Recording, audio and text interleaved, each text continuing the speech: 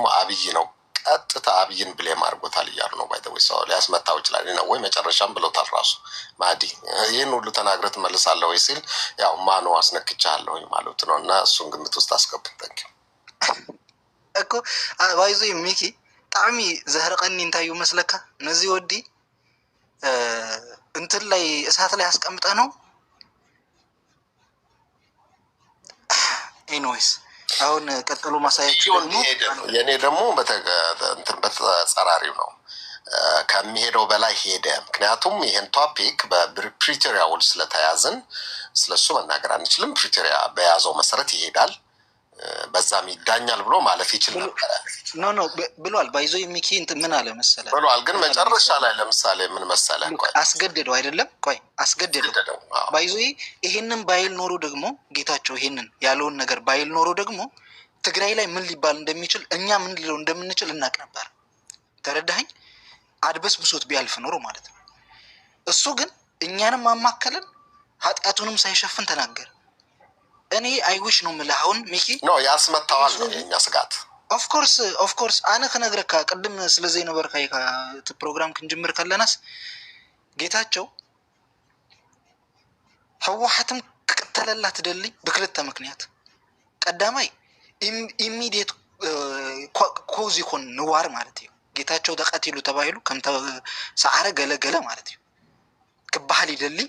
ከዛ ሶሻል ሞቢላይዜሽን ይፍጠራል እዩ ህወሓት እትካለ አይድማ አነ ተማሊ ዝበልኩኩም ኳሰይት ብሊዝ መስለኒ ጌጋይ ኦፍኮርስ ሊገሉ ያራራቱ ሰውዬ በሌላ ባንዳ መጨረሹ እዚህ ያህትብል ባይ ዘ ወይ ገርማ ኤግዛክትሊ ሶኒ ፒስ ኦፍ ኬክ ነው። ፒስ ኦፍ ኬክ ማለት ቶስት መሆኑ ጌታቸው ፒስ ኦፍ ኬክ ነው። በጣም ትልቅ አጀንዳ ማድረግ የሚችሉት ነገር ነው። እንዴት እንደሆነ እንደ ፖለቲካ በእንትን አይታይም፣ በድጋፍ አይደለም የሚታየው፣ በቶፒኩ በኮስቱ ምናምን ኮዙ ምናምን ነው እንጂ ፖለቲካ ስለምደግፈው ያን ሰው ሁሌ ራይት ነው ብለህ አታስቀምጥ። ምንድነው ያደረገው? እሱንም አመጣልሻለሁ ፍሬ። ኤኒዌይስ ይሄን ቪዲዮ እዩት።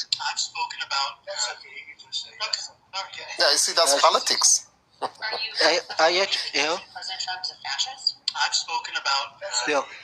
የኒውዮርክ ሜር ከመመረጡ በፊት ትራምፕን ፋሽስት ብሎት ነበር።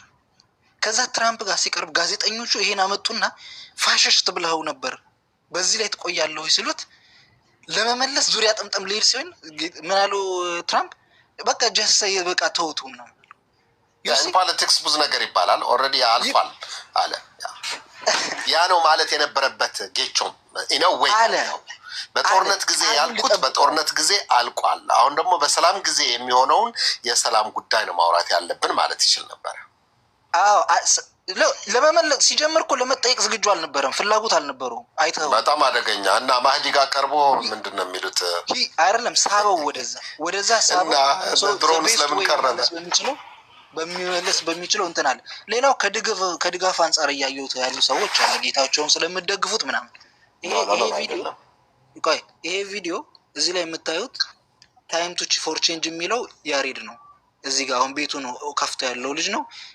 የምንወያይበት ቤት የቦምባስቲክ ቤት ነው። እዚህ ጋር ትግራይ አዴ ነው የሚል ያለ ነው እኛ ነን። ስለ ጌታቸው ረዳ ትግራይ ውስጥ እያለ ጌታቸው ረዳ የደብረ ጽዮን አማካሪ ነበር፣ የፕሬዚዳንቱ አማካሪ ከጦርነቱ በፊት ማለት ነው።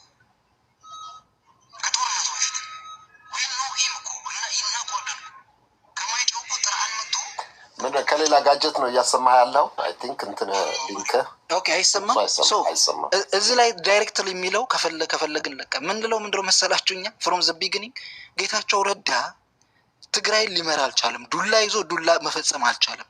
ደብረ ጽዮን ትግራይ ሊያሻገራት አልቻለም። ሁለታችሁም አትረቡም፣ ለትግራይ ልታሻግሯት አትችሉም፣ ውረዱ ብለን ነው የምንከራከር የነበረው። ደብረ ጽዮን አንደግፍ ማነው ስሙን አንደግፍ፣ ጌታቸውን አንደግፍ። እኛ ብሔራዊ ምክር ቤትን ነው የምንደግፈው። ሁሉንም የትግራይ አቅሞች የሚሰበስብ ምክር ቤትን ነው የምንደግፈው። ጌታቸው አሁን የተቀመጠበትን እሳት ግን ስለምንረዳ ከትግራይም ስላባረር ነው ስላስወጣ ነው ለጠላት አሳልፈን ስለሰጠ ነው ዊ ዊል ፕሮቴክት ሂም ዊዝ ኦል አወር በእንትናችን ወደ ትግራይ ፕሮቴክሽን እስኪመለስ ድረስ በእኛ አቅፍ እስኪሆን ድረስ እንከላከለዋለን። ጠላት እንዳያጠቀው በጠላት ጥቃት ደግሞ እኛ ውስጥ ያለው ኃይል ሌላ አምባጓሮ ፈጥሮ ትግራይን ወደ ጦርነት እንዳይከታት ኢሚዲየት ኮዝ የሚባል ነገር አለ። የጌታቸው መሰዋት የጻድቃን የሆነ ነገር መሆን ትግራይ ላይ የሚፈጥረው የሶሻል ሞቢላይዜሽን ዊች ሌድ ቱ ዋር አለ። በቃ ምንም ወደዚህ የማይባለት ማለት ትሪገሪንግ ፖይንት ነው የሚጠብቁት እነዚህ ሰዎች። ብዙ ሞክረዋል። ይሄንን እንደ ጥሩ እድል ሊያዩት ይችላሉ፣ በብዙ መልኩ የሚተረጎሙ። ስለዚህ እንትን ጌታቸው ግን በዚህ ቪዲዮ ራሱን አጋልጦ የትግራይን ኮዛ አብራርቷል። አንወቅሰውም። ኦንሊ እዚህ ቪዲዮ ላይ የሚወቅሰው እንትናን ማነው ስሙን ጌታቸውን ጓደኛዬ ነው የሚል ላግጥ ለምን እንደተናገረ አልገባኝ። ምንም አይጠቅመው፣ ለእኛ አይጠቅምን፣ ለራሱ አይጠቅመው፣ ለማንም አይጠቅመው፣ ትግራይን አይጠቅማት። ይህንም በማለቱ ናቸው እኮ ማንም አይጠቅም። ጓደኛዬ ነው ወረደና ብርሃኑ እኮ ተቃቅፈው በቃ እንደዛ ነው። ጦርነት ለፖለቲከኞች ጦርነት ጨዋታ እንጂ ሚኪ ምንድነው መሰለህ እንደዚህ አይነት ሴንሲቲቭ ነገሮች እኔ አሁን ፐርሰናሊ ይጎዱኛል። በቃ ምንም አይጠቅምም ነው ለዲስከሽን ሂዳዝን ሚኒት እኮ ኖ ሂዳዝን ፖለቲካል ኮሬክት መሆን ግን ያስፈልጋል። ኢዝራኤል ምክንያቱም አሁን ቅድም ያለው ነገር አደጋ ላይ የሚጥለው ነገር ሊያለዝብ ከተፈለገ ይሄን ማለት አለበት። እንዴት ማለት አብይ ጋር እኮ ነው ያለው። አብይ እንደፈለገ ማድረግ ይችላል። ነገር በመድኃኒት ሊገድለው ይችላል። በምንም ማድረግ ይችላል ከፈለገ፣ እጁ ላይ ነው ያለው። ስለዚህ ይሄም የፖለቲካ ጨዋታ አካል ነው። ዳት ዳዝንት ሚን ሂ ሚን ኢት ኦፍ ኮርስ ምንም ጥያቄ የለውም። አብይ ምን እንደሆነ ያውቃል። ግን እንዴት ለምን እንደዛ አለ ካልንማ እንዴት ታዲያ ይሰራል? እንደዛ ስለሆነ ነው አብረው የሚሰሩት አይደለ? ሶ ኢን አ ዌይ ማለት ነው። ሶ ዲፕ ኢንሳይድ እንደዛ ያስባል ማለት አይደለም። ፖለቲካል ኮሬክት ለመሆን ግን የግድ አብይን ፕሊዝ ማድረግ ያስፈልጋል። በቃ ሁላችንም እናውቀዋለን እኮ ያ ካላደረግክ እንዴት ትኖራለህ ነው። ሶ ከዛ አንጻር ማየቱ አስፈላጊ ነው እንጂ አብይ በቃ ከጦርነቱ በኋላም አብረን እንሰራ ነበር፣ ጦርነት ገጠምን፣ ጦርነቱ ሰትልድ ተደረገ፣ ወደ ድርድር መጣን፣ አሁን ደግሞ እሱ ጋር እየሰራሁኝ ነው ለማለት ያለው አይነት ነው ይመስለኛል ሳስበው። እኔ ደግሞ የምልህ ሚኪ ምንድነው መሰለህ አንዳንዴ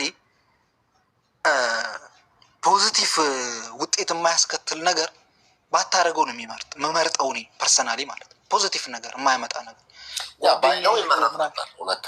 ጓደኛዬ ነው ማለቱ ምንም ለዲስከሽኑ ለምንም ፖዚቲቭ ኢፌክት አይኖሩም። በቃ ምንም አይጠቅምም። ጀስት ሊቭ ቢያደርገው ይሻል ነበር። ይሄ ከቃለ መጠይቁ ካታጎሪካሊ የምቃወመው ነገር ነው ማለት አይጠበቅበትም ብዬ ነው የማስበው።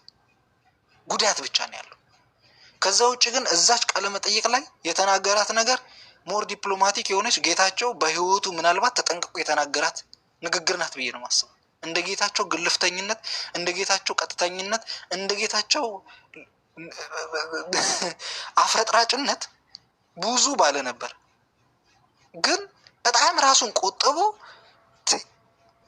ብልህ ሆኖ የተናገረው የሰጠው ቃለ መጠይቅ ነው። ብልህ ሆኖ ማለት ነው። ያኛውንም ሳያጠቃ በዛኛውም መሀል ላይ ኮዞችን ሁሉ ያብራራበት ነው። አብይን ለመከላከል የሚባል ወሬ ግን በጣም ነው የሚያቅለሸልሸኝ በጣም ማለት ነው። ለምን መሰላችሁ? ጌታቸው he paid the maximum price by the way በጦርነቱ ወቅት የጌታቸውን ያህል የተፈተነ የለም። ሂወዝ የትግራይ ኮም ነው የነበረው ፒአር ላይ የነበረ ሰው ነው። እያንዳንዱን እንግዳ የሚያገኝ ሰው የነበረ ነው። ሌሎቹ ተደብቀው እሱ እንግዶችን አግኝቶ በመጣ ቁጥር ይሳደድ ነበር። እንዲህ ህይወትን የቃኘ ምንም ማለት ብዙ ማለት አልፈልግም። ብዙ ነገር ያደረገ ሰው እሱን ለጌታቸው ያዝናል፣ ለጌታቸው ምናምን ለአብይ ያዝናል፣ ለአብይ ምናምን ብሎ መናገር እኔ ለጭንቅላት ይከብደኛል። ይቅርታ አድርጉልኝ ማለት ነው። ሳይረገጡ የሞተው ቁጥር ነው የሚሉ መሪዎች ባሉበት ትግራይ ሳይረገጡ ሞተብን አትበሉብን በሚሉ ያሉበት ትግራይ ጌታቸው ለአብይ ነው የሚሰራው ብሎ መናገር ነው ነውረኝነት ነው ብዬ ነው የማስበው። ጌታቸው በሚኮንንበት እንኮንነዋለን። አሁንም እኔ መፍትሄ ላይ ማተኮር ነው የምፈልገው። መፍትሄው አሁንም እነዚህ ወደ አዲስ አበባ ይሁን ወደ ሌላ አካባቢ ያሉ ተጋሩ ወንድሞቻችን እንሰብስባቸው ወደ ትግራይ፣ በእኛ ፕሮቴክሽን ውስጥ እናስገባቸው። አቱም 7 ልዕል እዚህ ከመጽዩ ገና ልዕል እዚህ ንህና ብዙ ሂና ንጽበይ ባይዞ ትግራዋይ ካብዚ ናብዚ ገደደ ማለት ባይዞ ጌታቸው ሊገሉት አይነት አቅጣጫ ካመሩ ጌታቸው ጠላታቸው ሆኖ ተነስቶ ቢመጣ የማንወቅስበት ደረጃ ልንደርስ እንችላለን። ከጠላት ጋር ተባብሮ ቢመጣብን ማንወቅስበት ደረጃ ልንደርስ እንችላለን። ምክንያቱም አሁን ለትግራይ አስብን ብለህ ካባረርከው በኋላ ራሱን ፕሮቴክት ማድረግ በማይችልበት ደረጃ አንድን ሰው ካጋለጥከው ወደ ሌላ አቅጣጫ ሊሄድ ይችላል። ዊትነስ አድርገናል ከዚህ በፊት ባይዞ ምን አይነት ዋጋ እንደሚያስከፍል ደግሞ አይተነዋል። በደመቀ ዘውዱ አይተነዋል። በአረጋዊ በረ በብዙዎች አይተነዋል። አረጋዊ በረ እንኳን ተው፣ ደመቀ ዘውዱ ቲፒካል ኤግዛምፕል። አብርሃምም አለላል እና አብርሃም በላይ ያሉ ምን አይነት ኮንሲኩዌንስ እንደሚያመጣ ነቅ። አሁን ደግሞ እንደዛ ሁኔታ ውስጥ አይደለንም። ባይዞ እሱ ሌቨሬጅ የለንም እንደምን ስለዚህ እዞም አቅምታትና ናብ ትግራይና አክቦም እኛ ፕሮቴክሽን ውስጥ እናስገባቸው። ጌታቸው ሀፍቱ ነው የትግራይ ሰፖርት እንዳለው ይሄ ሀፍቱ ነው የትግራይ ፕሮቴክቲንግ ሺልድ እንዳለው ማወቅ አለበት። ነጻድቃን ይሄንን ማወቅ አለባቸው። ይሄን ሲያውቁ ጠላት እነሱን ለማጥቃት የሚሄድበት አንግል ሁለት እድል ስለሚያኖረው ማለት ነው። ሁለት እድል ስለሚኖረው ያንን በማድረግ ልክ እንደነሰአረ ሊጠቀምበት ይችላል። ያ እንዳይሆን we should protect them ማለት ነው። እሱን ካረግን በኋላ ለሚናገሩት ለመክሰስ ለሚሉት ለመክሰስ እድል ይፈጥርልናል። በትናንትናው ቃለ መጠይቅ ግን በጣም አሪፍ ነው። አንዳንድ ደግሞ ወንድሞቻችን አሉ አሁን ላይ ፕሪቶሪያን ባይዞ የምንሰዋበት እድል የለንም። በደንብ አጥንተን ነው የምንገባው ወደ የትኛውም በኩል ማለት ነው። ማወቅ ያለብን ማን ኤርትራ ይሁን ሌላ ኢትዮጵያ ይሁን ማወቅ ያለብን ትግራይ ፕሪቶሪያን ጥሳ ወደሆነ ነገር ስትገባ አሁን ላይ የሚመጣባትን እዳ እናስባለን። ፕሪቶሪያ እንዳይጣስ ጥረት እናደርጋለን። በሁሉም አይነት እንትን ማለት ነው። ሊሚት አለው። ትግራይ ምን ላይ ስደርስ እሱ ተጋሩ ነው የምናውቀው። ሌሎች ወንድሞቻችን እህቶቻችን ግን የኤርትራ የምናምን ወንድሞቻችን ጌታቸው ለእናንተ ስንል የምንሰዋው ፕሪቶሪያ የለም። ለእናንተ ስንል አብይን እንድንሰድብላችሁ እንዳትጠብቁ፣ በእኛ አፍ እናንተ የምትፈልጉትን እንድትሉ እንዳትጠብቁ። ይሄ ህወሓትንም ይመለከታል። ህወሓት በመግለጫቸውም ይሁን በቃለ መጠይቃቸው ሊሉ የማይሞክሩትን ነገር ጌታቸው እንዲናገርላቸው ይፈልጋሉ። ጄኖሳይደር ለምን አላለው የሚሉት እነሱ አይሉትም፣ ያውቃሉ። ምን እንደሚያግዳቸውም ያውቃሉ። ያንን እንዳይሉ ማለት ነው። ግን እንደ ትናንትናው ልክ ማነው ጌታቸው በረሃ ላይ ሆኖ ለእነሱ ሲል አፉን እንዲካፈትላቸው የሚጠብቁ የዋሆች አሉ። ኖ ማለት አለበት ጌታቸው። ይሄንን አፌን አልካፈትም ለእናንተ ስል ማለት አለበት። ለትግራይ ጥቅም ሲል ብቻ መናገር እንዳለበት ነው ማምነው። የትናንትናው ቃለ መጠይቅ ግን ጄኖሳይድ አልፈጸመም ማለቱ ትልቅ ድል ነው፣ ጥሩ ነገር ነው። ፕላስ ጄኖሳይዱን ያስከተለውን ዋር ጄኖሳይድ ኦል ኦፍ ዘ ሰደን ከመሬት አይነሳም። ባይዞ ጄኖሳይድ የሆነ ነገር ውጤት ነው። የኛ ጄኖሳይድ ደግሞ ውጤት ሆኖ የመጣው በዋር ነው። ዋሩን ደግሞ ሊድ አድርጎታል ያለው አብይ አህመድ ነው። ዋሩን ሊድ አድርጎታል ጄኖሳይዱን አላለም የሚል ምስኪን ካለ ወይል ዋርንና ጄኖሳይድን ኮንስኪዩቲቭ እንትናቸውን አለማወቅ ነው ይመስለኛል። ጄኖሳይዱ የተቀዳው ከዋሩ ነው፣ የኛ ከዋሩ ነው። ያንን ጄኖሳይድ የቀዳው ዋር የተቀዳው ማለት ጄኖሳይዱ የተቀዳበትን ዋር የመራው አብይ ነው ማለት በማትማቲክስማ ህግ አለና አንደኛውን ከተካ በሌላ አነጋገር ሶስተኛው እንደማለት ነው። በቃ ትውዳ ጄኖሳይዱን ዋሩ ከወለደው ዋሩን የመራው አብይ ከሆነ በሌላ አነጋገር አብይ ወዘ ጄኖሳይዱን የመራው አብይ ነው ማለት ነው። ሲምፕል። ለዛ ነው ፖለቲካሊ ኮሬክት ሆኖ ተጠንቅቆ አውርቷል ብለን የምናምነው። ይሄንን ትግራይ ሆኖ ቢለው ምን ትላለህ ብትሉኝ አልቀበለውም። እኔ እንደ አንድ ትግራይ አሁን ጌታቸው ማነው ስሙ ጄኖሳይደር ነው ብዬ ነው የማወራው። መብት ስላለኝ የሚከለክለኝ ነገር የሚያግደኝ ነገር የለም። ፖለቲከኞቹ ግን እሱን ሊሉ እንደማይችሉ በጣም ሹር መሆን ያስፈልጋል። ኤንዌይስ ይቅርታ በዛው ቴንኪ ኦኬ። ትግራይ እንትና ጽጌ ግን አንዴ ቃል በል ምን አለ መሰላችሁ፣ በጣም የሚገርመው በኮስት ኦፍ የትግራይ ቪክተምነት ለሻቢያ መጣበቅ ለሻቢያ መስጠት፣ በኮስት ኦፍ የትግራይ ቪክተምነት ያ ሁላ ብለዳችን ለኢትዮጵያ ገቨርንመንት መስጠት ሼም ነው በሁላችሁ በጣም በዚህም በዛ ኢቨን አዘንትን ማለት ነው የትግራይ ህዝብ ማለት ነው በሁለቱም ነው የተጨፈጨፈው። በሁለቱም አቅደው ፕላን አውጥተው እየተሽከረከሩ ላያችን ላይ ከዚህ እየሄዱ ፔሮ እየከፈለው የኤርትራን ወታደር ኢንቨስት አድርጎ በኤርፖርት መሳሪያ እየሄደ ምን ሁሉ ዌል ዶክመንትድ የሆነ ነገር ነው። ይህንን ትግራዊ መርሳት የለበትም። በዚሁም በዛ ማለት ነው መጠየቅ ያለበት በመጠየቅ ያለበት ሰዓት ይጠየቃል። አዘርዛንዛት ግን ማለት ነው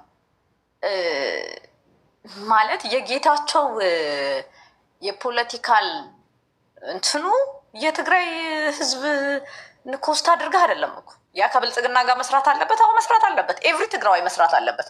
ግን እንትን ሬል ላይን መኖር አለበት እንዴ። የእሱ እንደዚህ ከሚሆን የትግራይ እንትን ጀበርዳይዝ ይሁን የሚባል ነገር የለም በአርኦል ህወሓት ሻዕቢያ ጋር ለመስራት የትግራይን ቁስልና የትግራይን ዲግኒቲ ሞራል ህመምን ጥሎ ከሱ ጋር ሲልከሰከሱ የትግራይን እንትን ማስታወስ አለባቸው እንላለን።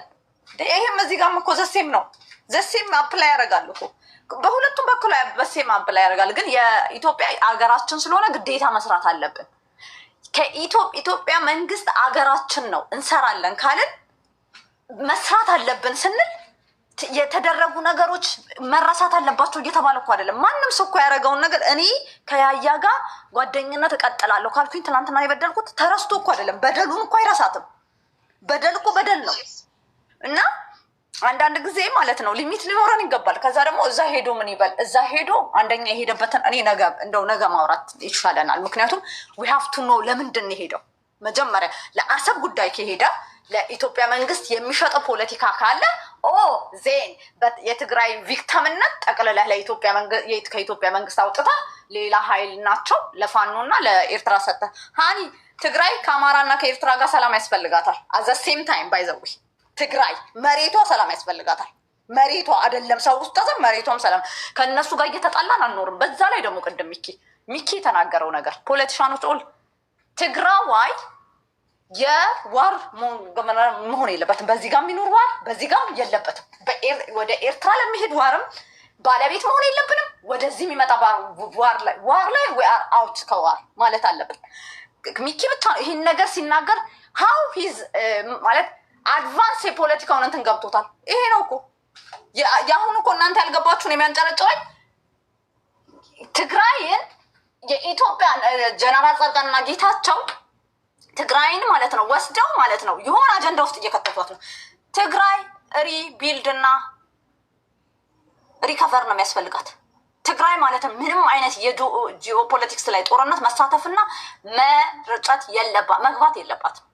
አስማት ዊካን ማለት ነው የኤርትራ ጋር ያለውን ችግር የኢትዮጵያ መንግስት በኢንተርናሽናል ኮሚኒቲ እንዲፈታልን ነው የምፈልገው፣ ሰላም ነው የምፈልገው። አዘርዋይስ ግን እኛ ባለቤት ነን። ሁለት ሰዎች ከትግራይ ሄደዋልና ከህወሓት ጋር ተጣልተው እነሱ በተመቻቸው እንትን አንልም። ቀጥሎ ማለት ነው ይሄ ነገር ለምንድን ነው ሄደው መጀመሪያ እንወቅ። ለምንድን ነው ሄደው እንወቅበት። ወይ ዝም ብለን የፍቅር ከሆነ የምንናገረው ህወሓቶችን ልናናድድ። ዓለም በህወሓት አትሽከረከርም፣ በብልጽግና አትሽከረከርም፣ በህወሓት አትሽከረከርም። ዓለም በነገሮች ነው የምትሽከረከረው። ነገሮች ሪአክት በሚያደርጉት ነው በእነሱ ነው የምትሽከረከረው። ሪአክት ለሚያደርጉት ደግሞ ሶሉሽን እንጂ ሁሌ ህወሓቶች እንዲላሉና ጌታቸውን እንትን እንበል ኖ ህወሓቶች ሁኪ በዳም ስለ ህወሓቶች ከመጣን ደግሞ ጌታቸውም አለበት። የጌታቸው ኮስት ደግሞ ማለት ነው እኔ በጣም ከሚገርመኝ ነገር ሚኪ ጌታቸው እንዳልነበረበት ፖለቲካው ላይ እኮ የነበረበት ነው። ኦል ዚስ ሜስ ማለት ነው የትግራይ ሜስ ፖለቲካ ከአዲስ አበባ ይጀምራል ነበረበት። ፍሮንት ወይ ፕሪቶሪያም እነሱንም ተጠያቂ ያደርጋል።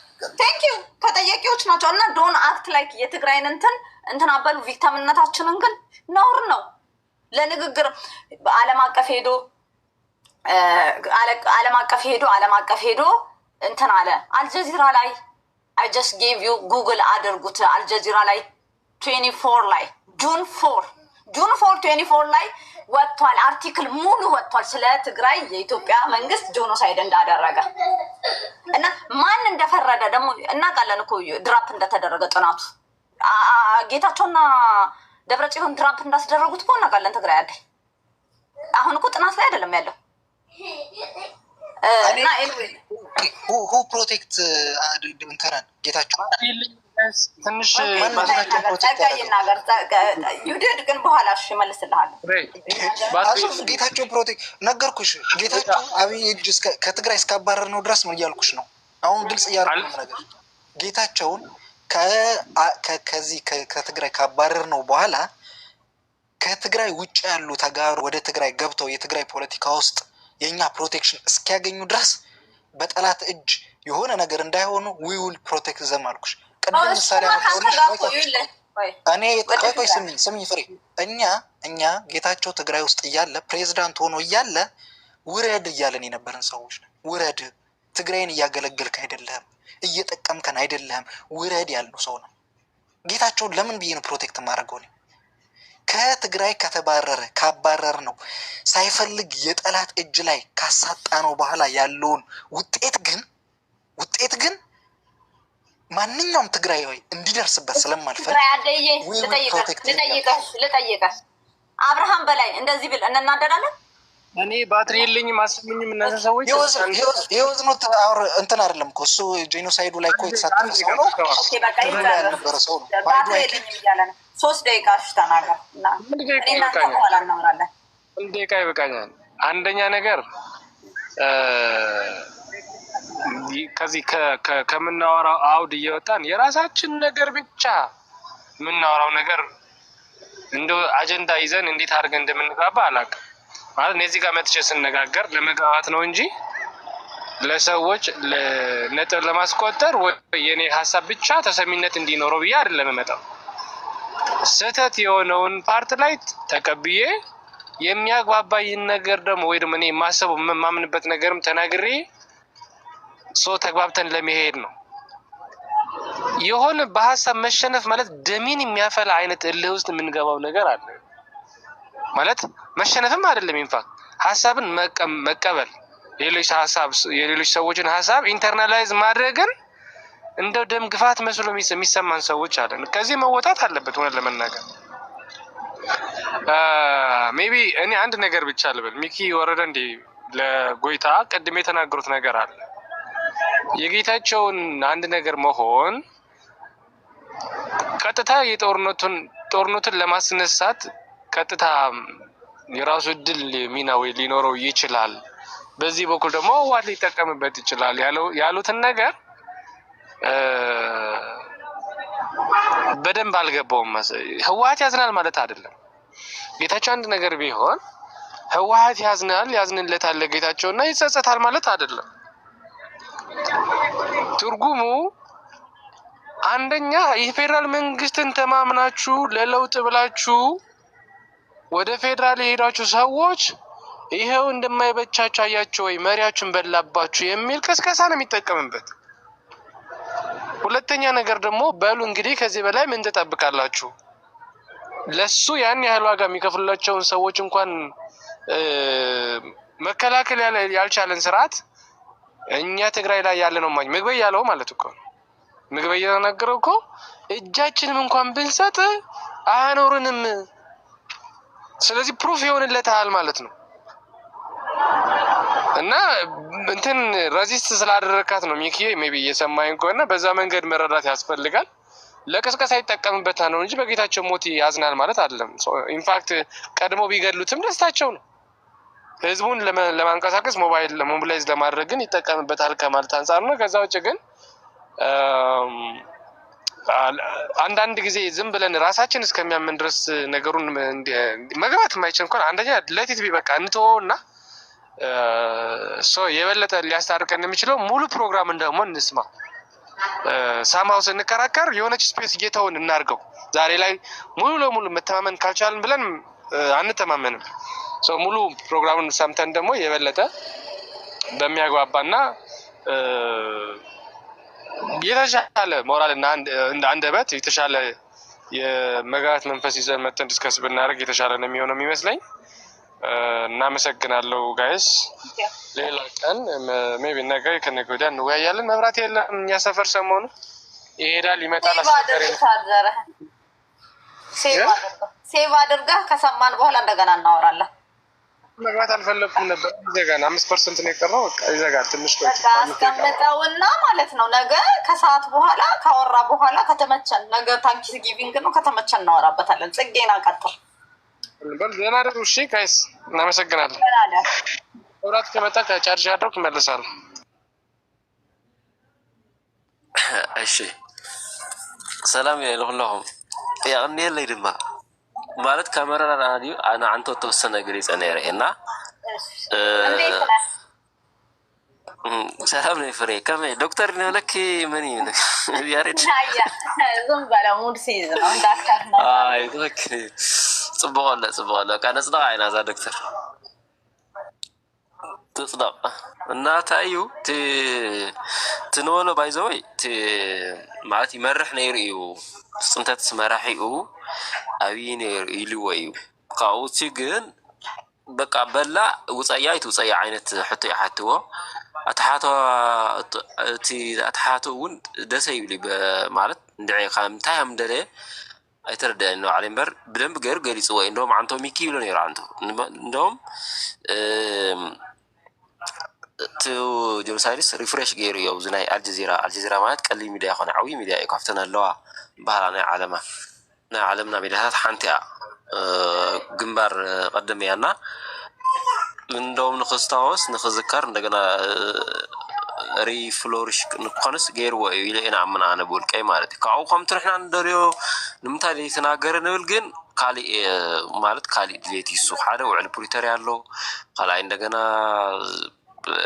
مسعبي حمد يسرح له انت سلام قاع صركون ايو بزحنا مخنيات كنزرزر خينا سلازي كمانا بقى انا خمول قي كم ግለሰብ زي ተናገረለይ انت ተይልና ግን ጽቦ ይሆናል ምክንያቱስ ሰላምን አንደልን ድሕሪልና ነቲ ሰላም ንዕንቅፍ ነገራት ባይዘወይቱ ጄኖሳይድ ተታሒዙ ተመስጊዩ ኣብ ናይ ምዕራባውያን ታይል ባህሊንዮ ሳንዱቁንዮ حيزم الله عندلي ومعلت متيم أنت عندلي وسب حتى اللي ما نم تقدم أكل يلا مقدم هو نحنا خندي ساون موتا خندي منهم مردات هاي نرنا نجزعنا عصاينا نيرنا ساتهم نجيرنا تان نجرنا مسارتنا نقعز لنا ويقع نترع لنا قاو حالفو ستناجرو أي تناجرو خالي بولو أي بولو سجمر لو كل هذي اللي كم جلسوا جن كم ترى سمعتوا ذي جلس تيلنا جن جاي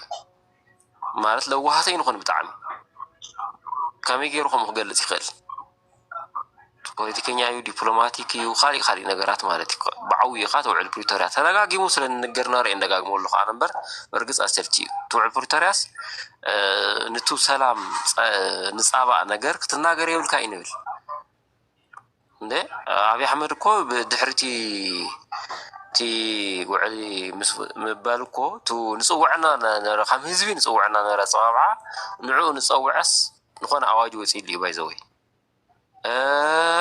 زخلو مايك نحازو جنرالات نواصو سلاينا يجزعنا ولو نفتنا قدم تبلنارت كم ديا فتيمم نايم كم ديا ويقع حمدي عشان برتيم قال يقولوا مش كعخسي مغنياتو ناي دبلوماسي تايل بهالعوض كوس دللي نسو قديمو شنفه يدلي سلاز نحناس نمتاينا شنفت تونقال تم سلام ديدليو تم وعلى بريتوريا بقلصي اي طقمنان قديدنا نوق نتنولو نساتم ناتم صبق بايزوي دقعيو كم والو ويتاچو مات زي موالو كم زي بدا الى موالم تخكل يوم نساتم بناتهم أكايدا بناتهم رأيات خكلي نحنا جن دري السلام دحرينا خوينا نوت السلام نصعبا نوعد بريتوريا نصعبا ودحريكو تو تايل بها لا شجر فتحي خكايديو توهيلو دحرتنا تو تايل بها درد بوليتيكا درد خكايد مالتي او شجر فتح مص مالتي مجمريا جن تو قدميا نوهاو نغرات تو دي دي ار تو مريت مملاس تزمراس سلازي تفصمي سلازي نوعو نصعبا نغرات كنناغر يبلناي استعنتو تناغروا يركم دغاغم ترغاغم انو كرغملكم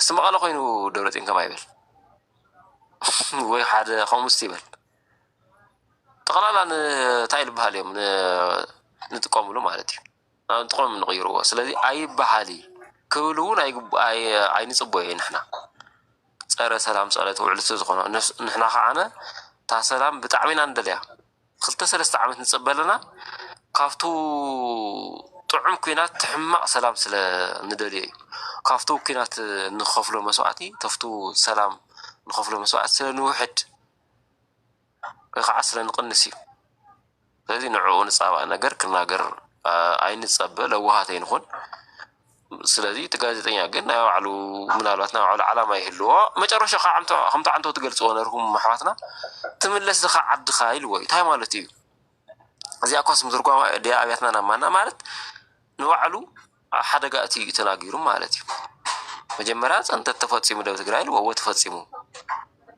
ፈፂሙ ዶ ዓብይ ምስ በሎ ይመርሖ ነይሩ ኢልዎ ይመርሕ ነይሩ ትክክለኛ ኣገላልፃ ይመርሕ ነይሩ ኣተሓባቢሩ 3-4 ኣካላት ብኣካል 7-8 ሆነ ሃገራት ከዓ ብተፈላለየ ብፋይናንስ ይኹን ብካሊእ ብመሳርሒ ሕግዛ ነይራ መን ይመርሖ ነይሩ እዚ ዓብይ ካብዚኣ ንላዕሊ እንታይ ኢና ንድሊ ስለዚ ለዋሃተ ይንኾን የመና ይኽእል ድላ ኣነ ኣለይ ኦኬ ማን ነው ካሳይ ነው ወይስ ሆርን ኦፍ አፍሪካ አይተናገረን ለሆርን ኦፍ አፍሪካ ሶሪ አና የተዛረኩን ፍሪ ሰላም ቢያ ኦኬ ግን ቆይ ሲናገር እሺ ታንክ ዩ አሕዋት ብጣዕሚ ከመስግን ሆን ይደል ማለት እዩ አጋጣሚ ሚኪራ ያኸይድ እምበር ታንኪ ኩሎ ደል ነራ ብጣዕሚ ተቃላሳይ ስለ ዝኾነ ናብዚ ቲክቶክ እውን መፅኡ ስለ ዝረኽቦ ማለት እዩ ካልኦትኩም እውን ያው ኣነ ብዙሕ ግዜ ጀሚረ ነረ ቲክቶክ ግን እቲ ፕላትፎርም ብዙሕ እንትን ኣይገበረንን ገዲፈየ ነረ ሕዚ ተመሊሰ ኣለኹ ፍረ ካሕሳይ ካልኦትኩም እውን ታንኪዩ ትገብርዎ ዘለኹም ቃልሲ ኣፕሪሽት ይገብር እየ ሕልፍ ሕልፍ ኢለ እውን ስለ ዝከታተል ማለት እዩ ኣብዚ ናይ ሎማዓንቲ ኣጀንዳ ቁሩብ ንምዝራብ ምክንያቱም ብዙሕ ተባሂሉ ስለ ዝኾነ ሓድሽ ነገር እውን ስለዘይመፅእ ማለት እዩ ኣብኡ ሕፅር ብዝበለ ገሊፅኩሞ ስለ ዝኾንኩም ኣነ ባይዘወይ ናይ ከለ ደጋፊ ናይቲ ደጋፊ ኮይነ ይኮንኩን ዝሓስብ ከም ህዝቢ ማለት እዩ ከም ኣካልቲ ህዝቢ ኮይነ እየ ዝሓስብ ስለዚ ኩሉ ግዜ ንነገራት ክሪኦም ዝደሊ ብዙ መመዘን እዚ እዩ ማለት እዩ ስለዚ ንጌታቸው ፍጹም ሰብ እዩ መልአክ የኮነን ጌታቸው ክጋገ ይኽእል እዩ ኣብ ዝጋገየሉ ግዜ እውን ያው ስምዒት ዝበሃል ነገር ኣሎ ማለት እዩ ኩለና ዝስምዐና ነገራት ኣሎ ሽዑ ኢሚድየትሊ ክትሰምዖ ከለካ ዝስማዓካ ነገር ኣሎ ምክንያቱም እቲ ፀገም ስለ ዘጥቃዕና ኩለና ስለ ንፈልጦ ይስማዓና ይኩለና ማለት እዩ ስለዚ ኣብ ዝሓለፈ ኣብ ናይ ውልቃየት ኣብ ዝበሎ ነገራት ተዛነ ዝተሰማዕኒ ነገራት ነይሩ ኣብዛ ናይ ሎሚ ስፔሲፊካሊ ግን ከምታ ትግለፅ ዝነበረት እያ ኣይደኖ ፍረ እውን ኣይደኖ ሞደሬት ትገብሪ ስለ ዘለኹ ምናልባት ቱ ዲስከሽን እንትን ንምግባር ይመስለኒ እምበር ኣብዚ ናይ ሕዚ ዝቐረቦ እንትን ከምታ ሚኪኤለ ዝበላ ሚኪ ዝበላ ካልኦትኩምን ዝበልኩምዎ እንዲያውም ካብ ዝግባእ ኣብ ላዕሊ ይኸይዱ ካብ ዝግባእ ኣብ ላዕሊ ኸይዱ እየ ዝብል ምክንያቱም ተራሰብ ኣይኮነን ከማና ኣይኮነን ባይዘወይ ሕዚ ዘለዎ ፖዚሽን ፖለቲከኛ እውን እዩ ኣብቲ ናይ ፌደራል መንግስቲ እውን ኣትዩ ይሰርሕ ዘሎ ኣት ዘ ሴም ታይም ብባክግራውንዱ ተሪእናዮ እውን ናይ ሕጊ ሰብ እዩ ፕላስ ኢዝ ዲፕሎማት ብጣዕሚ ቤስት ዲፕሎማት እዩ ዝብል ተኣይስሙ ኣለኒ እንዲያውም ኣነ ጌታቸው ካብቱ ናይ ፖለቲካ ተኣይስሙ ወፃኢ ቤስት ዲፕሎማት እዩና ኣውትሻይን ገይሩ እዩ ወፅኡ ማለት ልቱ ኢንተርናሽናል ኮሚኒቲ ክብል ከለኹ ኦድየንሱ ኢንተርናሽናል ኮሚኒቲ ጌርና እንድሕር ወሲድናዮ ቤስት ተኣይስሙ እዩ እቲ ፕሬዘንቴሽኑ ብጣዕሚ ፅቡቅ እዩ ነይሩ ኢለ እየ ገምጊመዮ ስለዚ ብዙ ዓይኑ እዚአ ዝሪኦ ንኣብይ ኣሕመድ ግን ኣነ ኣብይ ኣሕመድ ጀኖሳይድ ፈፂሙ ክብል ይኽእል እየ ንስኻትኩም ትብሉ ትኽእሉ ኢኹም ብቱናቱ ዘለዎ ፖዚሽን ብቱ ሓቢሩ ዝሰርሕ ሎ ምዃኑ ናይ ሕጊ ሰብ እውን ምዃኑ ዓለም ለኸ ዲፕሎማት እውን ምዃኑ ክሪኦ ከለኹ ግን ካብ ዝግባእ ብላዕሊ ኸይዱ ያው ዲስክራይብ ገይርዎ እዩ ማለት እዩ ንቱ ታይሉ ኣብ ትግራይ ጀኖሳይድ ከም ዝተፈፀመ ይኣምን እየ ኢልዎ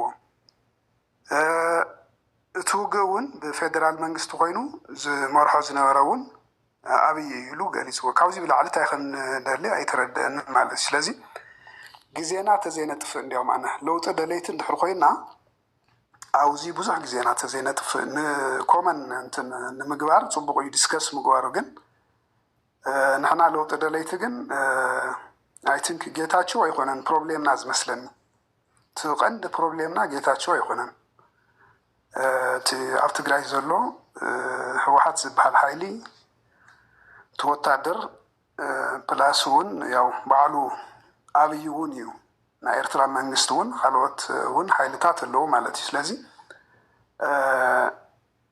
ጌታቸው ከም መልኣኽ ቆፂርና ፍፁም ጌርና ክንቆፅሮ ይብልናን ንሕና እውን ንጋገ እሱ እውን ይጋገ እንዲያውም ዓንቶ ካሕሳይ ይዛረብ ነይሩ ካልኦትኩም እውን ትዛረቡ ነይርኩም ኣነ ብጣዕሚ ኣብዙ ፕላትፎርም እዚ ሓደ ፅቡቅ ደስ ዝብለኒ ነገር ኩሉ ኣይድያ በቃ ዘዝመስሎ ሰብ ሓሳቡ ምቕራቡ ብዙሕ ናይ ምንቃዕ ስራሕቲ ምስርሑ ብጣዕሚ ደስ ዝብለኒ ግን ብውፅኢት ክዕቅኖ ከለኹ ግን ኦልሞስት ኣነስ ዳርጋ 2 ዓመት ናብ 2 ዓመት ክገብር ኢለ ግን ብከምቱ ዝፅበዮ ግን ኣይኮነን ካብዚ ቢዮንድ እዚ ክኸደ ኣሎ ኣብዚ እቲ ናይ ምንቃሕ ስራሕ ተሰሪሑ ምክንያቱም ኣብዚ ብዙሕ ዓቕሚ ዘለዎ ሰብ ኣሎ ንኣብነት ሚኪ ራያ ከዚ መፅኡኒ ንካሕሳይ ኣለኹም ካልኦት እውን ኣለዉ ዓቕምና ክንእክብ እዩ ዝግበአና ማለት እዩ እቲ ናይ ህዝቢ ዓቕሚ ኣኪብና ፅባሕስ ናይ ህዝቢ ኦኬ ፕሮብሌም ነዋግዕ ኣለና ፕሮብሌም ህወሓት ፕሮብሌም ወታደር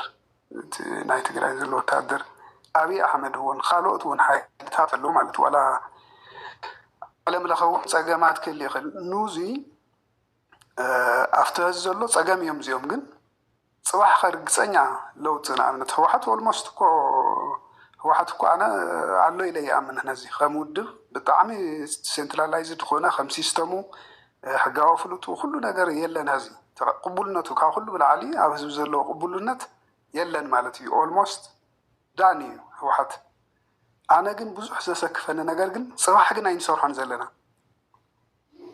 ፅባሕ እንድሕር ዘይሰርሕናዮ ህዝቢ ኮይና ጎና ጎኒ ማለት እዩ ኩሉ ኣይሰርሖን እዚ ባይዘወይ ኣብዚ ፓርቲስፔት ዝገብር ሰብ ኩሉ ሓደ ዓይነት ዓቕሚ ሓደ ዓይነት ታይስሙ ዘለዎ ይኮነን ግን ተዓቕሚ ዘለዎ ክሓስብ ዝኽእል ሰብ ግን ኢኒሽቲቭ እዩ ክወስድ ዝግብኦ ማንም ሰብ ኢኒሽቲቭ ክወስድ ክንፅበ የብልናን ካብ ባዕለይ ጀሚሩ ኢኒሽቲቭ ወሲድና ኣነ ንካሕሳይ ክረኽቦ ኣለኒ ድሕር ከምኡ ዓይነት እንትን ዝንባለ ዘለዎ ሰብ ኮይኑ ንምክኤለ ክረኽቦ ኣለዎ ትኻሊእ እውን ከምኡ ዓቕሚ ዘለዎ ሰብ ግዜ ዘለዎ ሰብ እቲ ኦሪንቴሽኑ ከምኡ ዝኾነ ሰብ ግን ዓቕሚ ክተኣኻኽብ ኣለዎ ናይ ትግራይ ዓቕሚ ክተኣኻኽብ ኣለዎ እቲ ዓቕምታት እውን ዝተፈላለየ እዩ ገለገሊኡ ቴክኖክራት ዝኾነ ሰብ ክህሊ ይኽእል እዩ ብዓለም ለኸ ደረጃ ብጣዕሚ ፍሉጣት ዝኾኑ ሰባት ኣለዉ ዲፕሎማትስ ናይ ሕጊ ሰባት ኩሉ ነገር እዚ ዓቕሚ እዚ ተኣኪቡ እንድሕር ውዳበ ኮይኑ ዘይሰሪሑ ህወሓት ዋላ ክጠፍእ ይኽእል እዩ ከዚ ካሊእ ህወሓት ክመፅእ ይፅባሕ እውን ካብቲ ዝነበርናዮ ሲቹዌሽን ካብቲ ዘለናዮ ሲቹዌሽን እውን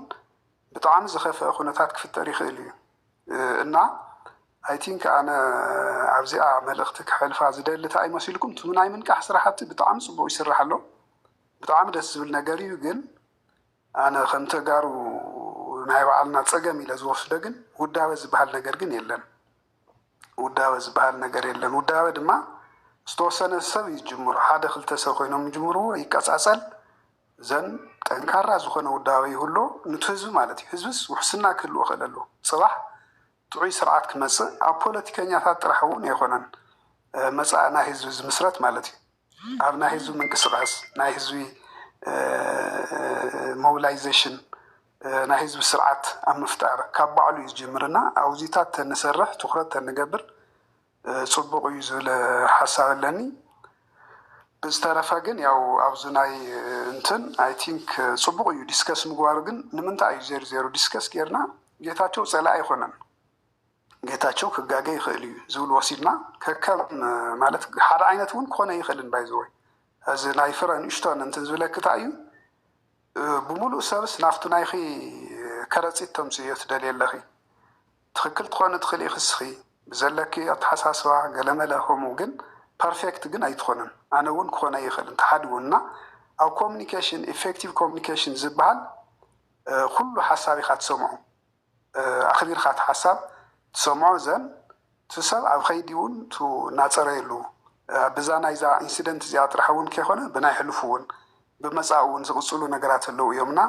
ትቐንዲ ነገር ግን ኣነ ከምኒ ጌታቸው ዝበሉ መደለና ማለት ካብ ጌታቸው ብላዕሊ ሲ ኣብ ፌደራል መንግስቲ ኮይኑ እውን ዝሰርሕ ብዓለም ደረጃ እውን ተሰማዕነት ዘለዎ ሰብ መን እዩ ዘሎ ህዝቢ ባይዘ ዊ ሃቭ ቱ ኣፕሪሽት ኣነ ተጋሩ ሓደ ሓደ ግዜ ዓቕምናስ ኣፕሪሽት ኣይንገብርን ኣብዚኣ ዘለና ሰባት እውን ኣፕሪሽት ክንገባበር ንኽእል ኣለና ኣፕሪሽት ክንገብረኩም ኣለና ኣብነት ኣብዛ ቲክቶክስ ትቃለሱ ዘለኹም ኦልሞስት 24 hours ትቃለሱ ዘለኹም 2 ዓመት 3 ዓመት ዝገበርኩም ሰባት ኣለኹምና ሪኮግናይዝ ክትገባበሩ ትኽእሉ ኣለኩም ሪኮግናይዝ እና ተመሳሳሊ ማለት እዩ ከምኒ ጌታቸው ዝበሉ እንደገና ኣብ ቅድሚት ዘለዉ ሰባት እዮም ግን መላእኽቲ ኣይኮኑን እዚ ክንጋገ የብልናን ኩሉ ግዜ ተኽኢልና እንዲያውም ንድሕና ውዳበታት ፈጢርና ከምቲ ዓንተዎ ዝብላ ዝነበረ ትግራይ ዓደይ ማለት እዩ ኣለውኒ ክብል ክኽእል ኣለዎሱ ኮንፊደንስ ክስምዑ ኣለዉ ክነማኽሮ እውን ንኽእል ኣለና በቃ ዝኾነ ናትና ውዳበ ፈጢርና ናይ ህዝቢ ውዳበ ፈጢርና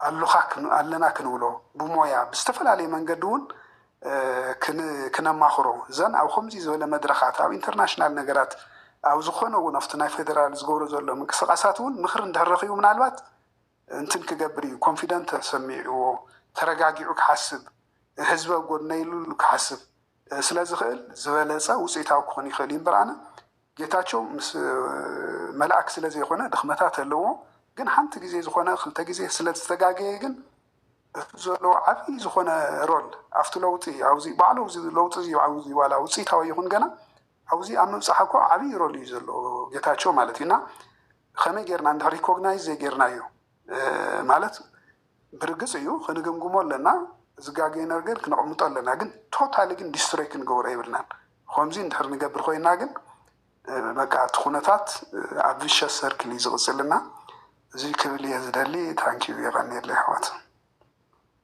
ኦኬ ቴንክ ዩ ካሳይና ቀጥሎ ኦኬ ግን አንድ ደቂቃ እንትን ልበል አንደኛ ነገር ማለት ነው ፖለቲካል ቼክ ማድረግ አልተለመደም በትግራይ ኢቭን ናው ማለት ነው ህወሓት ለሁለት ተሰንጥቀዋል ህወሓት አንድ ሳይድ ሄደውን መደገፍ አለበት ኢቭን ገደል ይግባ ኢቭን የሆነ ነገር ይናገር የተለመደ ነው አሁን ለምሳሌ ግዴታ ነው ቼክ ኤንድ ባላንስ ከድሮ ምላችሁ ነገር ቼክ ኤንድ ባላንስ መለስ አልተደረገም ደብረጽዮን አልተደረገም አዝማችስ እናንተ ፖለቲካውን ይሄ ነገር እንደግፈዋለን ካላ እኔ እኮ ጌታቸው እንደግፈዋለሁ ከኢትዮጵያ መንግስት ጋር እንዲሰራ ከኔ በላይ መቼም መስራት አለበት ብሎ ሰፖርት ያደረገው ነጽጌም ትመሰክራላችሁ አይደለም ግን when he's wrong በቃ እዛም እናንተ አሁን ራሱ ማለት ነው ዲፋይን ማድረግ እኮ ነው ያቃታችሁ እዛም ሄዱ ከትግራይና ከኢትዮጵያ መንግስት ከሆነ ለሁለት ይሰነጠቃል ወይ የኢትዮጵያ መንግስትን ማስደሰት አለበት ወይ ትግራይ ማስደሰት አለበት ስለዚህ ምንድን ነበር መሆን የነበረበት ቼክ ማለት ቶኪንግ ፖይንት መደረግ ነበረበት ገና ከመግባቱ የፕሪቶሪያ ስምምነት ስላለን በዚህ ጉዳይ መናገር አልችልም የጄኖሳይድ ጉዳይ አለ በትግራይ እኔ ደግሞ አሁን ምሰራው በዚህ በፊት ፈጸመ ከመለው ኃይል ጋር ነው ሶ ምን ማድረግ አለበት ይሄን ነገር ይነሳልኝ ካሁን ወዲያ ላለና አሁን ላሉት ነገሮች እናነጋገር ማለት ነበረበት ነው ያለው ሌላ ምንም ነገር እኮ የተፈጠረ ነገር የለም ዘዌ እኔ እንትን ያልኩት አንዳንድ ፖለቲካሊ ጥሩ ናችሁ ብዬ ማስባችሁ ልጆች ፕሮቴክት አማውንት ኦፍ ፕሮቴክት ስትሄዱ ግራ ገብቶኝ ነው እንጂ ምንም እንትን የለኝም እኮ ማንም ደገፍ ነው አልደገፍ ነው ሂዝ ገና ስቴይ ከኢትዮጵያ መንግስት ጋር ኢትዮጵያ መንግስት በቃኝ ሲል ያው ይበቃዋል አዘርዛንዛት ግን በጣም አም ሰርፕራይዝ ባይ ዘ ዌይ ናት ናው ኦንሊ ከድሮ ጀምሬ ማይ ፒፕል ሰርፕራይዝ ታደርጉኛላችሁ አደጋገፋችሁ አዮካን አይነሱ ትሉ ግራ ይገባኝ ነበር ዊ አር ሂር አሁንም እንደዛ አይነት ነገር የለም ጌታቸው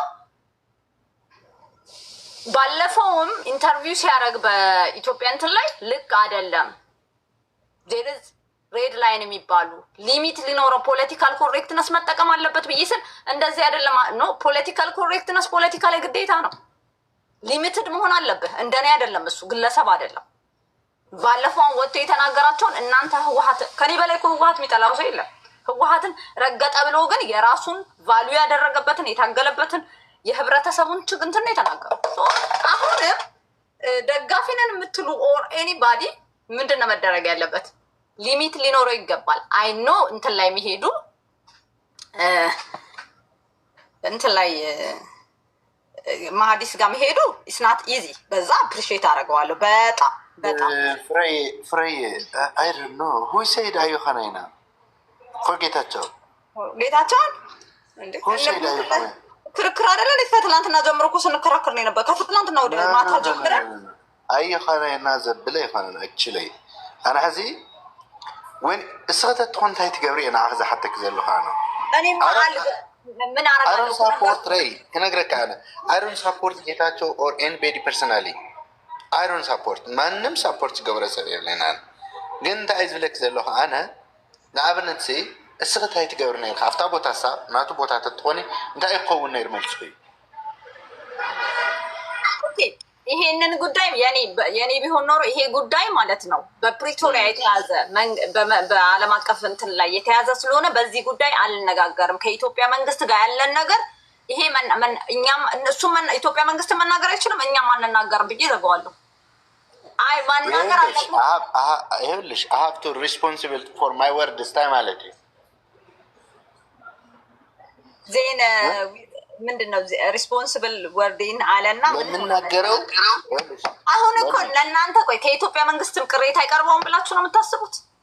ከኢትዮጵያ መንግስት ከትግራይም ከሁለቱም ሓደ ግዜ ደምፅኒ ፍሬ ካብ ኢትዮጵያ መንግስቲ ካብ ትግራይ ምናምን ይበልኩን ኣነ as single person ስኢለቲ ጉዳይ እዩ ዝሪኦ ዘለኹ ተረዲ ክዲ ናይ ማንም ይኮነን ኣነ ዝብለክ ዘለኹ when I put you on that place እንታይ እክትብል ነይርክ ኢለክ ዶ እዚ ኣብ እንትን ዝተተሓዘ ኢልክ ከኔ ለትሚ አንድ ጊዜ ከፍሬ አንድ ለአንድ ከሐስሽ ጋር ትንሽ ልመልስለት ይሄንን እና ከሱ ጋር ከሐስሽ አሁን የጠየቀውን ለእኔ ጠይቀኝና ልመልስልህ። ምንድን ነው እኔ በሆን የማደርገው ላልከው ይኸውልህ የእሷን የፍሬን ጥያቄ ወስጄው ነው። ሶሪ ያው እኔ ጣልቃ ገባሁበት ስራ ልገባ ስለሆነ ትንሽ ደቂቃ ስላለች ነው። እና ከሐስሽ ቀዳማይ ነገር ጌታቸው ፌዴራል ያለው የታገለ ያለው ንረብሓ ትግራይ ድዩ ይኮነን እች ሙቭመንቱ ንረብሓና ዲ ዝቃለስ ዘሎ ወይስ ንባዕሉ እዩ ንረብሑ ንውልቁ ከመይ እዩ ዘሎ ሕጂ እቲ ኩነታቱ እዚ መልሰለይ እስቲ። ኣነ ብክልቲኦ ዝወስዶ ሓደ ንባዕሉ እዩ ካልኣይ ብዝኽእሎ ይገብረና ንጎሉ ሕጂ ንሕና ንሪኦ ሲ ከም ውልቀ ሰብ ድዩ ወይስ ከም መርሒ ቃልሲ እዩ? ከመይ at this time ከም ውልቀ ሰብ ዝሪኦ ዜን ውልቀ ሰብ ተኮይኑ ኤግዛክትሊ ሽድን ቢ ዲስከሽን ኢሹ ክኸውን ይብሉ ዝለካ ዘለኹ ሓዘ ዳምፀኒ ብዓይኒ ትግራይ ብውልቀ ሰብ ኣዳምፀኒ ጆብ ብዓይኒ ትግራይ ከም ውልቀ ሰብ እዩ ዝሪኦ he is not in position ተረዲካ ድዩ ብትግራይ ወይ ፅናሕ ብናይ ፌደራል ተኮይኑ ግን ስልጣን ዘለዎ ሽሞኛ ሚኒስተር እዩ ያ ግን ፌደራል ናይ ዘኢንታይር ኢትዮጵያ እንዲዩ ኣይምልከተና ብዙሕም ግዜ የብለይን ኦፖዚሽን እኮ ይመልከቶ ንሱማ ናይ ግሉ ፐርሰናል እንታይ እዩ በቃ በዓል ስልጣን ከምዚ ሕጂ ቴድሮስ ኣድሓና ናይ ዓለም ኣቀፍ እንታይ ዝበሃል እዩ ግን ንዓና እንታይ እሙ ናይ ዓለም ኣቀፍ እንታይ ዝበሃል እዩ ናይ ዓለም እዩ ዝምልከቶ ኣብ ውሽጢ ዓለም ካነ ኣለና ንሕና ዘሴምቲንግ ኣብ ፌደራል ሕጂ ኣነ ዝብለካ ሕጂ ሲ ከም መራሒና ድዩ ከም ኣይከን ድዩ ናይ ቃልሲ መራሒ ድዩ ወይስ ከም ንበዓል ቴድሮስ ኣድሓኖም እዩ ንዓኻ ወይም ንኩላና? ንዓይ ሕዚ ዝሪኦ ይብለካ ኣለኹ ብትግራይ ዓይኒ ትሪኦ ተለኹ ካብ ፖዚሽን ዝወረደ ግለሰብ እዩ ብዓይኒ ኢትዮጵያ ትረአ ተሎ ግን ኣብ ፖዚሽን ዘሎ ሰብ እዩ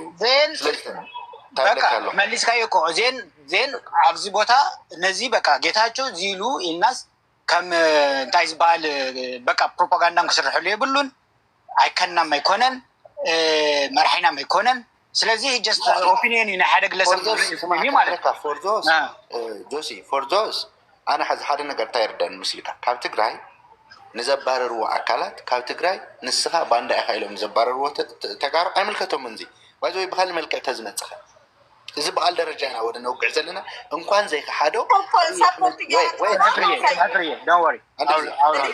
አንድ ጊዜ አብይ አሕመድ በግሉ ጆኖሳይደር ስለ ዘይበለ እንዲ ዝቁላን ዝበሃል ዘሎ I heard that እንትን ይመርሖ ነይሩ ዝብለካ ተሎ ንኣኻ ንጆሲ እንታይ ማለት እዩ ድሓን ንሱ ናብኹም መፅእ እንዲና ድሓነ ይፈለን መልሰለይ ይመርሖ ነይሩ እንታይልካስ እንታይ ማለት እዩ ክመፀካ ኮይ እቲ ሜን ፖይንቱ ናብኡ እንድሕር ኮይኑ ዲቴል ክንኣቱ እንዲና ዲቴል ክኣትው ኮይና ናብኡ ዲቴል ቅድሚ ምእታዊ ግን እቲ ዘለዎ ፖዚሽን ክንፈልጥ ኣለና ኣብ ርእስና ማለት እዩ ሶ ሕጂ ብጌታቸው ቦታ ተትኾኒ ከመይ ጌርክ ታይት ምገበርክ እንድዩ ኣነ ብጌታቸው ኮይነ ክግምግሞ ከለኒ ከም ውልቀ ሰብ ተኮይኑ ዝብሎ ኦፒኒየን ካሊእ እዩ ከም መራሒ ከም ኣይከን ከም ቃልሲ ትግራይ መራሒ ተኮይኑ ግን ዝብሎ ካሊእ እዩ ስለዚ ዲፈረንሽን ንግበሮ እሞ ከም መራሒ ኮይኑ እንድሕር ዲስከሽን ንገብር ኮይና ግን I will give you my honest opinion ሕጂ ንስኻ ግን ከም ውልቀ ዲኻ ትግምግሞ ዘለኻ ወይስ ከም መራሒ ኢኻ ትግምግሞ ዘለኻ እዩ that's my point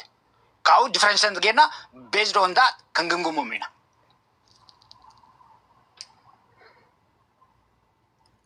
መልሰለይ clearly ኣነ ዝሪኦ ዘለኹ ናተይ ኮሜንት based on his ከም መራሒ ጌርካ በለኒ እሞ ካብኡ we can have a discussion ካዕሲ ሸላኻ ዶ ኦኬ መፅእ ኣለኹ እንታይ ሓዘርካ ጆሲ ክሊርሊ ኣነ ዝገምገምክዎ ሲ ከም ውልቀ ሰብ ይበለኒ ወይ ከዓን ክሊርሊ ኣነ ዝገምገምክዎ ከም መራሒ እዩ በለኒ እሞ ካብኡ we can have a discussion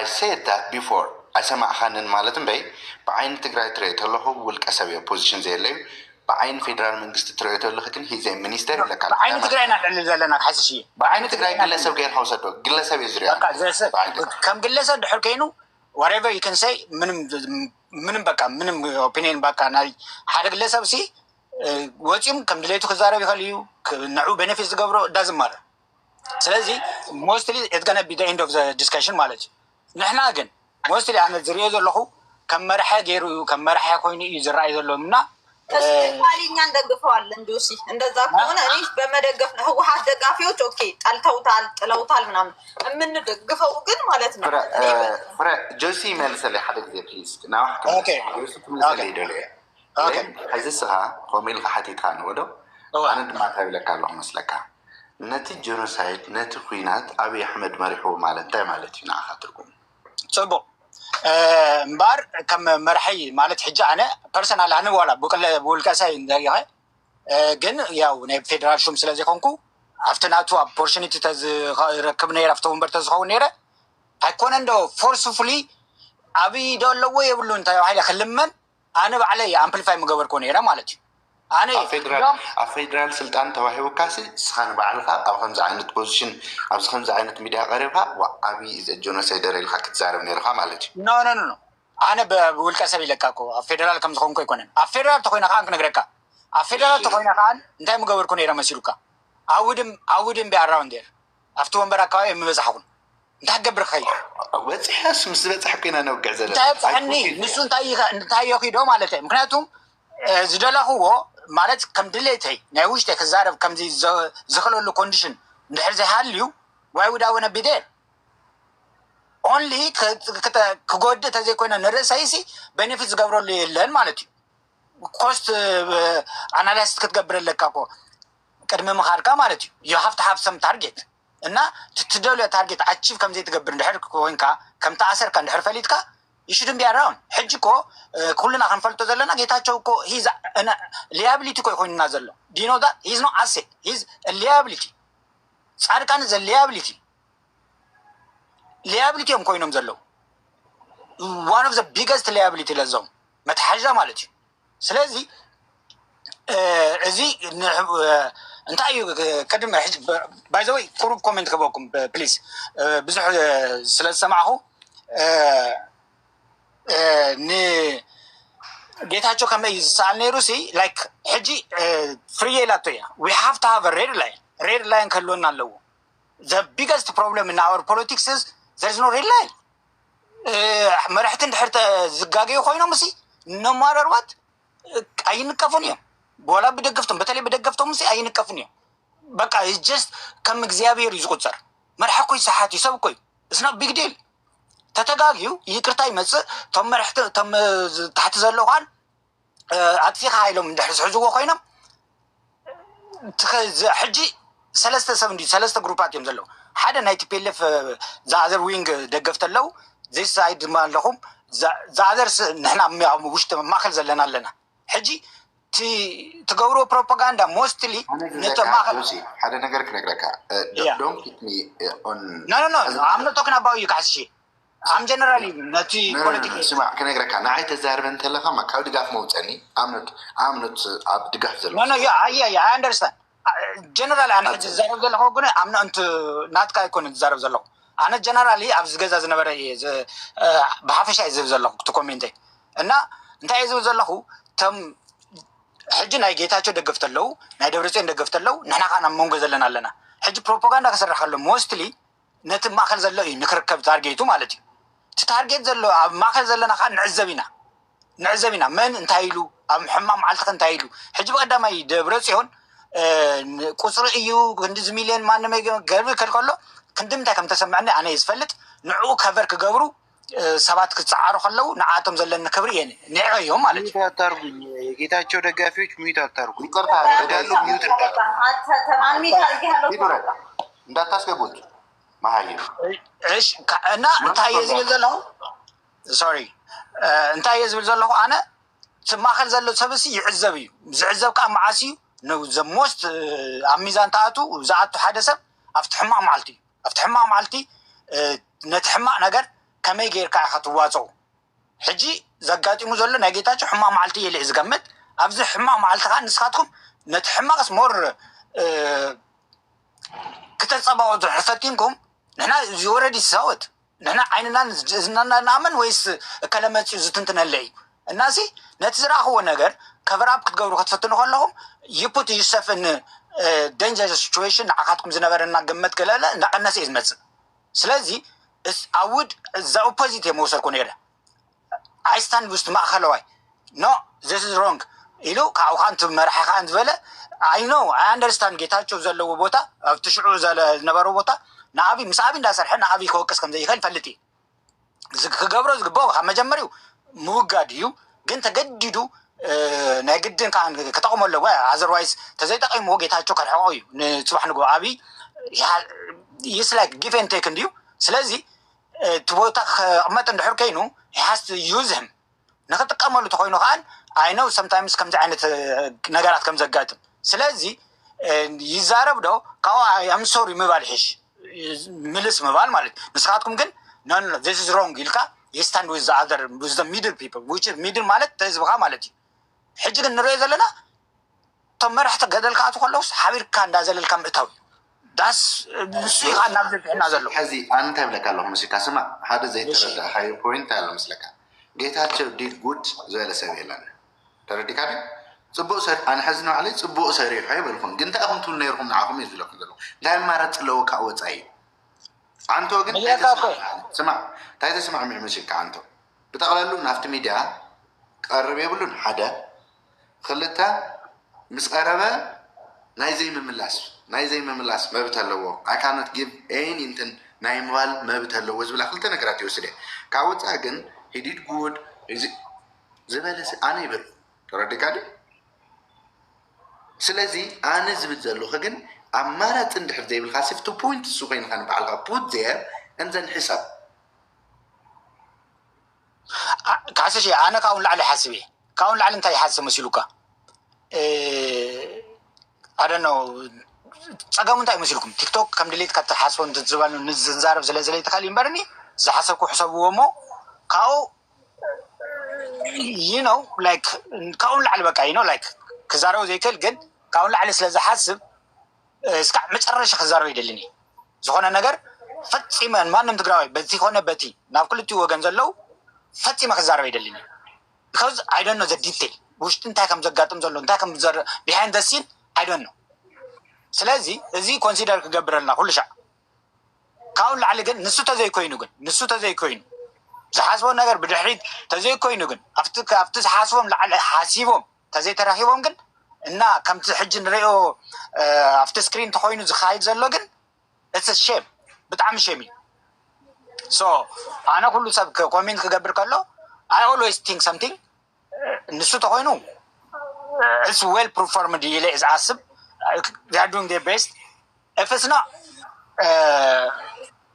it's really በቃ በጣም ካብ ዝሓስቦም ከም ዝወረዱ ይዝራይን እና ነዝወረደ ነገር ካን ሓቢርካ ምውራድ አደን ነው ንዓኻትኩም ዘለና ግምት ንዓኻ ይኮን ባይዘው ግን ንሳኸን ናትካ እንታይ ኢልካ ትማለት ዘይ ተሰማማዕ ሁሉ ትክክልም እዩ ትክክልም አይኮነን ዝበልካይ ነገር አለ ሓደ ነገር at the same time right and wrong ከሆነ ይኸልን is it wrong or right so you try to play a gray area I disagree with that one other than that ምሳኻ ምንም ጸገም ይብልኝ ጸገም ዘለኒ ወይም ቁርብ ቅርጽ በለኒ ካሉት ግምቶም ነበርኩ ሰባት ቁርብ ክሬዲት ነበረን ሰባት ንጌታቸው ላይክ ሹገር ኮትድ ከገብርዎ ከፍትኑ ከለው ናዓና ናትና ፍልጠት አንደርማይን ምግባር እዩ ነት ናይ ዝራይን you guys are undermine the people so ሕጂ ካን ተማሕበረሰብ ኣብዚ ነሕሉ ይሳዓት እዩ so the honesty is the best way doing the right thing is the best way to ይየለ ዛም ኣብዚ ሕጂ ዘሎ ፖለቲካ